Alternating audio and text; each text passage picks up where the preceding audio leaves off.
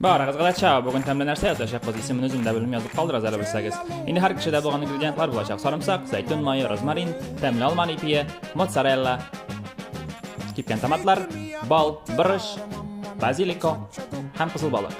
Amuni sechilari ishli. Endi sarimsog'imizni zaytun moyini solib, rozmarin qo'yib, biroz ko'proq qo'yib pishirib qo'yamiz.